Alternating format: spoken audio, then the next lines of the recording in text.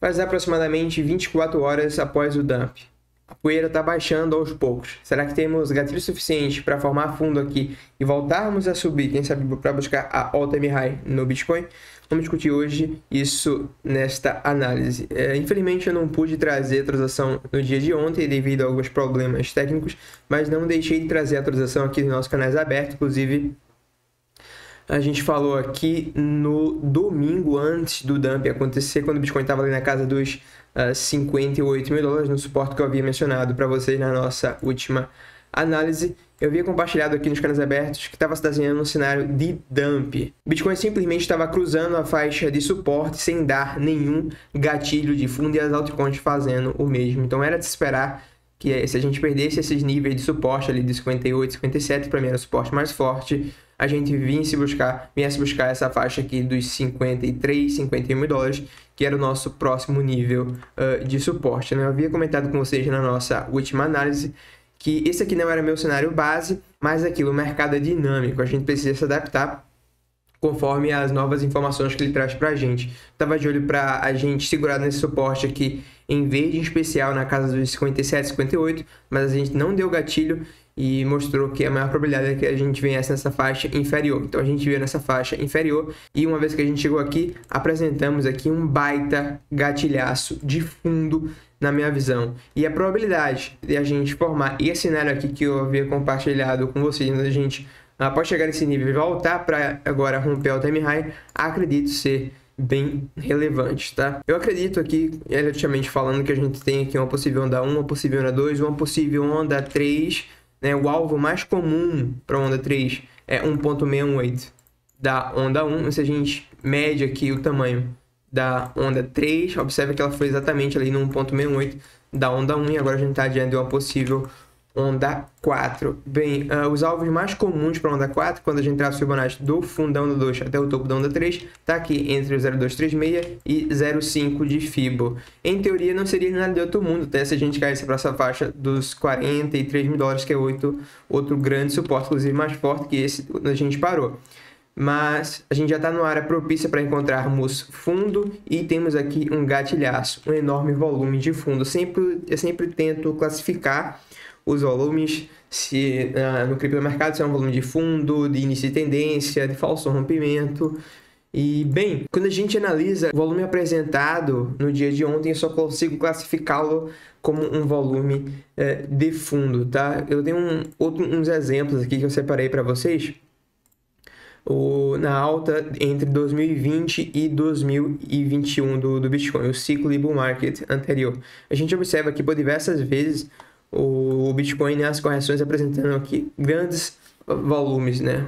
Compara esses volumes que ocorreram aqui nos fundos com o passado, a gente vê que são enormes volumes, basicamente os maiores volumes da alta acontecendo justamente nos fundos. Esse tipo de movimento é basicamente o combustível que a gente precisa para dar continuidade à alta. A gente quer ver todo mundo, o volume é negociação, né? Então a gente quer ver todo mundo vendendo errado no pior ponto possível para o preço ir para o outro lado em seguida. Não sei se vocês estão escutando uma batida e agora está rolando uma obra aqui perto, mas eu vou tentar dar continuidade ao vídeo. Então, uma vez que a gente entende que a gente está no suporte e com condições de formar uma possível onda 4 e temos um grande volume de fundo, isso aumenta a probabilidade de estarmos diante de um fundo para voltarmos a subir. Quando a gente olha os demais indicadores aqui da análise de sentimento, conseguimos observar outros indicadores que apontam para a gente aqui um possível fundo. Grande queda no Open Interest, mostrando para a gente pessoas sendo estopadas e liquidadas no pior ponto possível, no suporte, aqui é bullish. Conseguimos ver também através do volume buy side, o delta, um dos maiores deltas do tempo gráfico de 12 horas. De toda a pernada de alta desde que iniciou-se o bull market do Bitcoin. A gente tem o segundo maior delta desde os 15 mil dólares. Quando a gente olha para a liquidação, temos basicamente a maior liquidação desde quando o Bitcoin iniciou o seu bull market, uma vez que formou fundo lá ao redor dos 16, 15 mil dólares. Então esses são os três indicadores que eu destaco aqui que apontam um possível fundo para a gente. Quando a gente chega mais próximo aqui para entender indicadores locais como long short ratio e Open Interest, conseguimos observar aqui um Open Interest subindo aos poucos, conforme a gente vai subindo, e o Long Short Ratio caindo. Mais indicadores da análise de sentimento bullish aqui apontando a probabilidade da gente ter formado fundo para voltarmos a subir. De brinde, temos ainda um funding negativo, em que também é bullish. O único indicador que vem pesando aqui pro lado bearish é o CVD, que no curto prazo vem rompendo o topo enquanto o preço não, o que aponta para a gente uma possível correçãozinha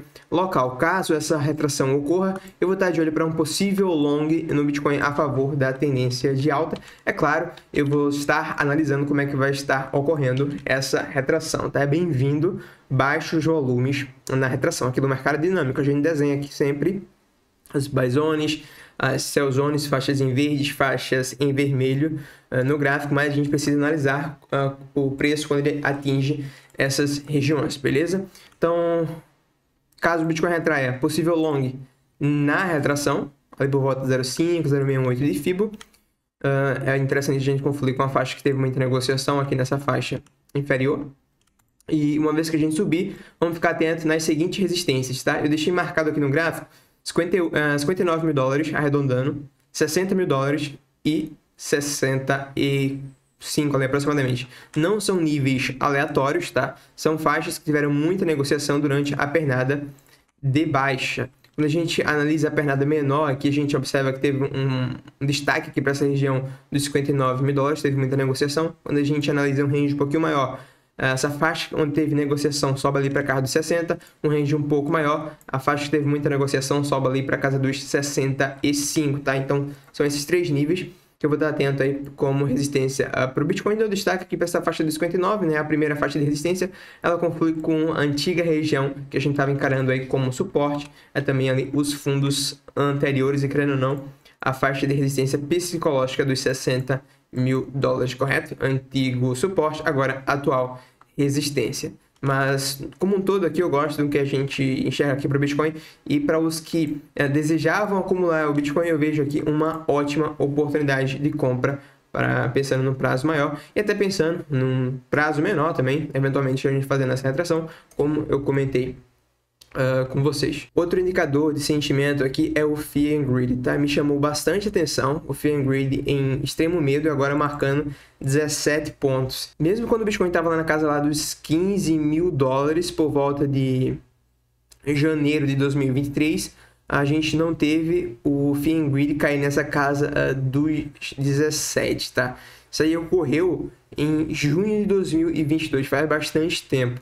Então a gente está vendo aqui em uma tendência de alta, um volumaço de fundo e os indicadores marcando extremo medo. Para mim, uma baita oportunidade de acumulação, tanto do Bitcoin quanto das altcoins. Porém, altcoins eu não iria em qualquer altcoin aleatória.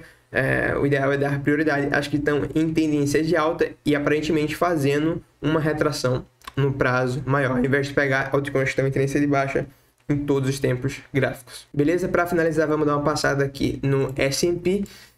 Bem, esse gráfico aqui me preocupa um pouco do S&P, tá? A gente, querendo ou não, teve uma certa mudança de estrutura e deixou muita negociação acima. O ponto possível é que a gente tem um volumaço muito grande com preço esticado e, regra geral, isso aqui, na maioria das vezes, termina trazendo um fundo para o ativo, nem que seja um fundo local para fazer uma correção, tá? Então, uma vez que a gente subir, vamos ter que ficar atento aqui nessa faixa dos 5.400, 5.500, tá? Tivemos muita negociação nessa região.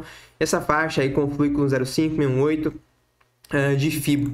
Então, é interessante deixarmos um alerta aqui nessa faixa dos 5.400. Uma vez que o ativo chegar nessa região, a gente vai ter que analisar o price action do S&P nessa faixa para ver se ele vai dar indício que vai rejeitar, dar continuidade à queda, para quem sabe, eventualmente, puxar o Bitcoin num cenário ruim, ou no cenário mais bullish, se não dermos gatilho, eventualmente dar continuidade à alta. Acho que está um pouco subjetivo aqui a questão do S&P, a gente vai ter que aguardar essa retração. Uma vez que a gente chegar lá, a gente vai precisar analisar o price action.